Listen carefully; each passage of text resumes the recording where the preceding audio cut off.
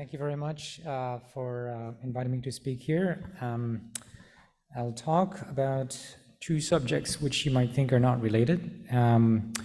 One is AI safety, thinking about what's going to happen when our AI systems approach human level capabilities, and consciousness, more specifically subjective experience, and so how these are related. So, well, what is intelligence? There's a few points that I'd like to highlight about this. Some people just focus on the ability to achieve goals, usually reinforcement learning people, but I like the first bullet that says it's also about understanding how the world works. In fact, that's one part where you're not very good right now in AI. And of course, learning these things, right? So one important thing, maybe as a hypothesis that has a lot of scientific support, is that brains are biological machines, which suggests that there's no reason to think we wouldn't be able to build machines at least as smart as us in many ways, and that it's not clear what the upper limits of these abilities would be above humans. And so the field of AI safety is trying to answer the question of how do we make sure we build those systems so that they don't harm people one way or another. And right now, we already have AI that is harming people in various ways, and maybe even influencing our democracies, violating human rights. But things could get worse as these systems get more powerful. And so it's really important to understand what can go wrong and how we can mitigate these things. In particular, there's one argument that's been made by Jeff Hinton that I find really interesting to think about. His point in comparing the abilities of human brains and digital computers with AI is that digital computers with AI are digital, right? Which means we can make perfect copies of what's in the computer. And it turns out also that because of digital technology, we can have communication between different computers at super high speed in comparison to how fast you and I can communicate. Right? So we're talking about like millions of times faster. And by the way, that is the main reason why ChatGPT knows more stuff than you do, because it could read so much more, right? Like 20,000 times what you would read in a whole lifetime. And it's because that reading job was done by 20,000 GPUs, each reading a little bit, right? So, so because of these arguments, one may think that if we figure out the main principles that could give us our intelligence, at least higher level cognition for now, there's a chance that we'll end up with machines that actually are better than us simply because they have a better memory, they can parallelize training, they can work together faster and learn more stuff basically than we can in a lifetime. Now, there is a really important concept in AI safety, which is the problem of alignment or control, which is how do we make sure that the machines we build will behave according to our intentions?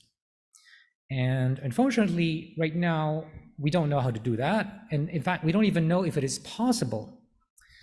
So why is that an issue? Well, right now, for example, the people who design the systems like Llama and ChatGPT and so on, they really try hard to make sure no one can use their system for mischievous purposes, like how to build a bomb or how to launch a cyber attack or how to generate some disinformation.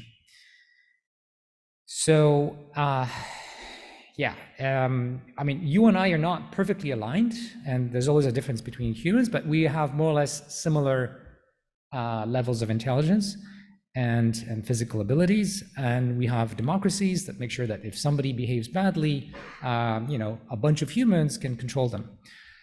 But if there are machines that are substantially smarter than us, these arguments may not work. Now, you might ask, why would a machine be dangerous to us? I mean, we're going to design them so that they are tools that are useful to us. But actually, a very simple scenario that is worth thinking about is some humans want to have humanity replaced by machines. They think that intelligence is the supreme value. And if those people manage to do what they want, these machines will have a self-preservation objective as a primary objective, just like almost every living thing. Otherwise, evolution would have, get rid of those genes. And if there are machines with a self-preservation objective, and they're stronger than us in ways that could be dangerous to us, that could be a big problem. And there are other reasons why they could acquire self-preservation objectives, but I won't have time to discuss them. So is this something that's going to happen in a few hundred years or maybe decades? That's what I thought until ChatGPT came up. But actually, there are several of us, including the winners of the Turing Award, who think that this could be just a few years away or decades. There's a wide interval. But what if it's just a few years? And even people like Yann Lequin, who disagree with me on the question of, should we take this seriously or not, agrees that it could happen quickly. It's just something difficult to predict. Scientific advances, we kind of know what's missing. We think we know what's missing, and could somebody figure it out next year or in 10 years? We don't know. There's another problem with the power of these AI systems. Who's going to decide what to do with them? And what are they going to do with them? This is a problem of democracy. What is democracy? It's about sharing power. And we're going to have machines that are going to provide a lot of power to whoever controls them. So even if we solve the control and alignment problem, in other words, machines don't get crazy, we still have crazy humans around, right? And if they're given super powerful tools, and that may happen in a few years, we don't know, that's really endangering at least democracies. So that's another issue to think about. And by the way, these misuses of AI are already happening. You can go on the dark web and rent LLMs or other like generative AI systems that will provide some abilities to do things like frauds and disinformation and cyber attacks. So I don't think these systems are yet very dangerous, but what about the next version, or in 2 years or 3 years from now? This is an issue that governments are starting to think about. So I've been speaking to the U.S. Congress last summer, and I wrote a 14-page kind of testimony. And my 3 main recommendations are about, 1, regulation. So we want to make sure these systems don't harm people. And of course, they're in the hands of companies right now, so they need to be, there needs to be some kind of democratic oversight with audits and all these things. And second, we need to better understand what can go wrong, because the reality is there's not a lot of research in how to make these systems safe. Almost all of the money goes to how to make them smarter, because that's where the money is. And so government needs to create the right incentives and also invest in academia, for example, to try to understand what can go wrong, how we can mitigate that technically and in terms of governance. So it's not just computer science and so on, it's also about the social sciences and political science about, for example, what should the regulator do? What are the things that make sense, and how do we do these things at the international level and all that. And finally, I mentioned that regulation and treaties are not going to be 100% perfect. And so we need to prepare against the eventuality that in some number of years, there will still be some dangerous AIs around, and somehow we need to organize society to deal with that. Okay, so now let's go to subjective experience and consciousness. And so I'm going to tell you about work that comes from thinking about high-level cognition from a machine learning perspective, which has inspired a possible theory of subjective experience. And so this paper is submitted, but you can also find the version of arXiv. First author is Shu Ji. Second is Eric Almosnino. Shu was a postdoc with me, and Eric is a PhD with me. And this was done with a bunch of other people, including my colleagues, Guillaume Dumas, Guillaume Lajoie, Jonathan Simon, and yeah. This really relies on something very different from CNNs, thinking about the brain as a dynamical system and trying to see how that can tell us something interesting and useful about what we have in mind at a particular moment and subjective experience. So I assume people have a notion that at any moment, there's a pattern of activation in the brain and it moves over time. So that's the dynamics. It's a very high dimensional vector, right? You think of 10 to the 11 or something. And now there is a particular kind of dynamics, which I'll mention seems to fit a lot of neuroscience data, which is called contractive dynamics. So in contractive dynamics, two nearby trajectories tend to go to the same place.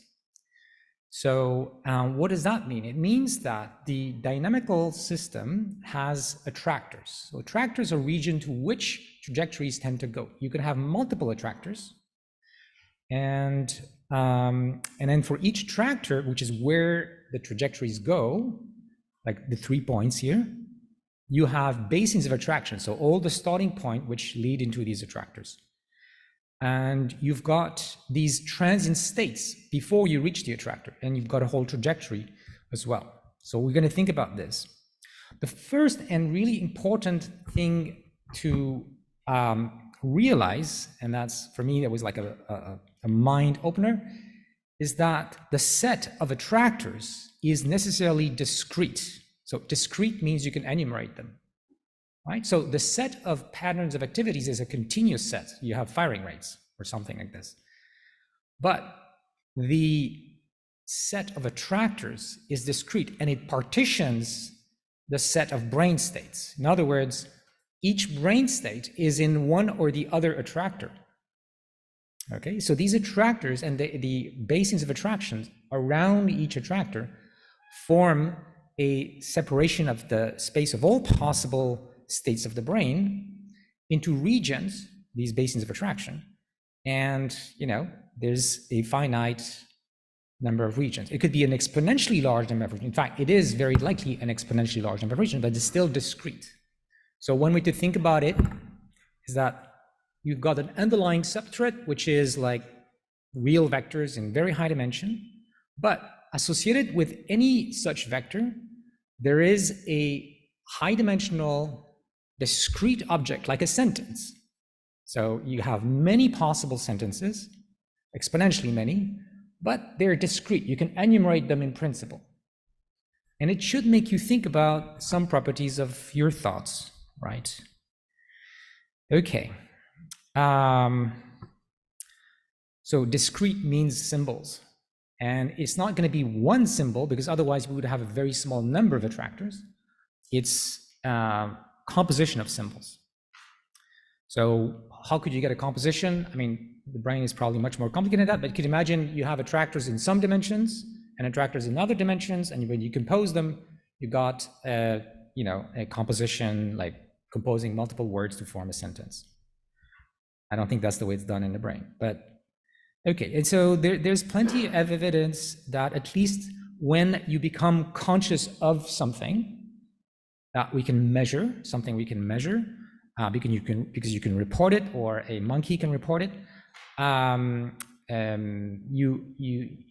you have patterns that correspond to a contractive dynamics, and it takes some time before you reach these, close enough to these attractors that you can report something conscious.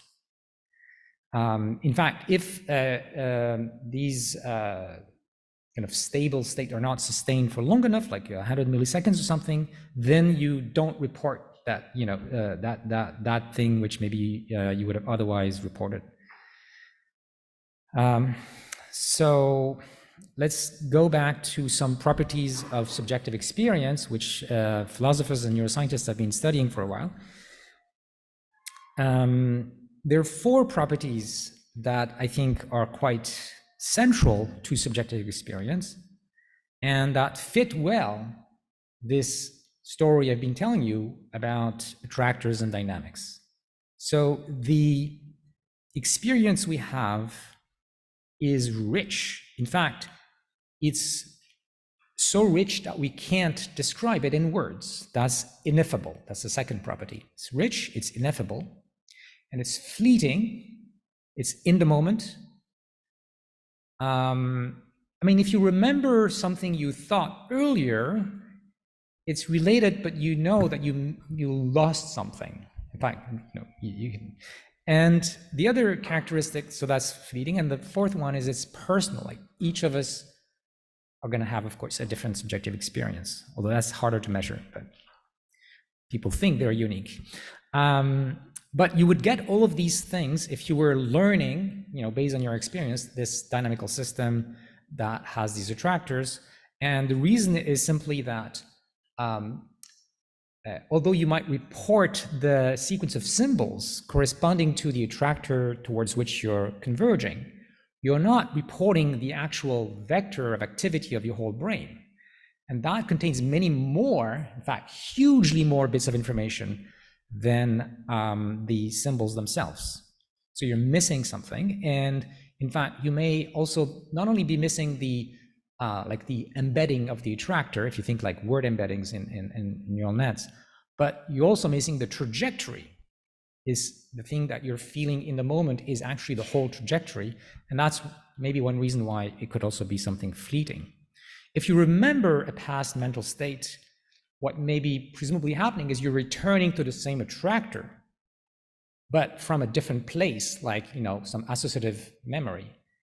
And so the actual experience is different, but it elicits maybe the same symbols or something like that. Okay, so how do, let's connect the two bits of my presentation now. Does consciousness matter to mitigate the risks of very intelligent AI systems? So, well, I think it would be interesting to understand why, but many humans have a strong impression that there is something special about our consciousness, about our subjective experience. That's something non-material, a kind of spark, like the spark of life, right?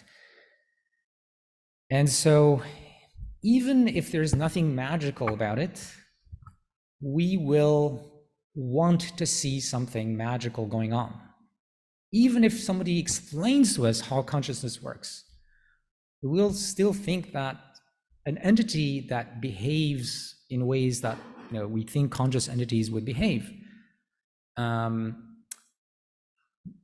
we will do some sort of anthropomorphizing and see that as special in the same sense. Now, if the kind of story I told you, which was like post-diction from the point of view of neuroscience, but is confirmed by more neuroscience, it would suggest that this whole subjective experience thing is just, could be just a side effect of a computation that's necessary to extract these, discrete states because the only thing that remains afterwards, and what goes into your short-term memory and potentially long-term memory, and influences your actions downstream are these attractors. At least that's a reasonable hypothesis based on what we know. And so this whole subjective experience could just be a side effect of how evolution figured out how to do these computations to extract information from the current perception or scene or other things that we do at the conscious level. So we will get fooled, at least a lot of us will, if there are machines that look like they are conscious based on our interactions. Now, there's another thing to be important to keep in mind, which is that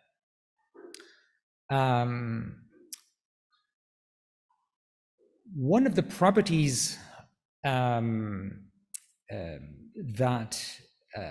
is dangerous, as I said at the beginning, would be to have super intelligent machines that have a self-preservation instinct, and that's something that normally goes with consciousness. I mean, in humans and other animals. In fact, every living being has this. And we might be tempted to give that to machines so that they're more like us, right? But that might be very dangerous until we understand better what the consequences would be.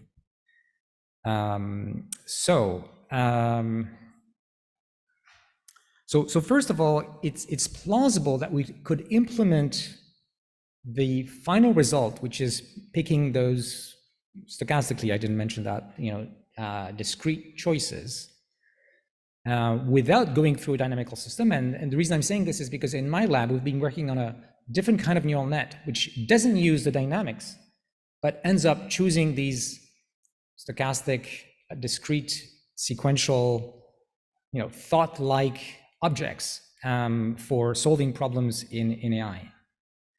And so if humans are fooled by the appearance of consciousness, we might, for example, attribute what's called moral patient status to AI systems, which, because we see them as conscious and because we tie these two concepts together of, you have some rights in our society and you're conscious.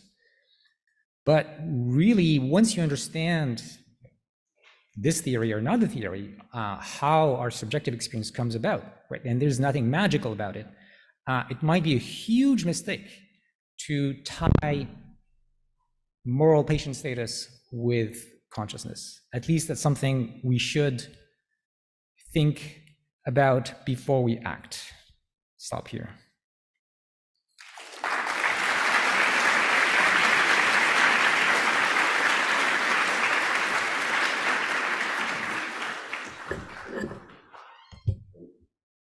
So maybe time for just one quick question, if somebody has a burning question. Yes, Paul. So I like your dynamical system description, but I'm curious whether you include, because the flow field that's defined in the neural space is influenced by many of the things that are happening outside the brain, in the body and in the environment. Are you thinking of the dynamical systems including all those things, or are you thinking about how the flow and the attractors are actually going to be changing as you're moving through? No, so the dynamical system is a conditional dynamical system, right? In other words, it's driven by whatever signals come from the outside. In fact, you might also think it's driven by the current content of your whole memory. Long-term memory, your current content of short-term memory, sensory perception, your bodily perception, all of that is influencing, it's like inputs into the dynamical system. And those inputs shape the dynamics in such a way that in a particular context, I will think this thought. In a very different kind of context, I will think this thought. And of course, there's also randomness, which I didn't talk about. You can actually see those attractors as being sampled according to a probability distribution. So you can have multiple thoughts that are compatible with the current situation, and it's a bit of random which one will be sampled. And some will have more probability than others. So in the language of probability, it's really a conditional probability, conditioned on the context, the outside inputs, your internals, and so on. Merci beaucoup, encore une fois, Yoshua.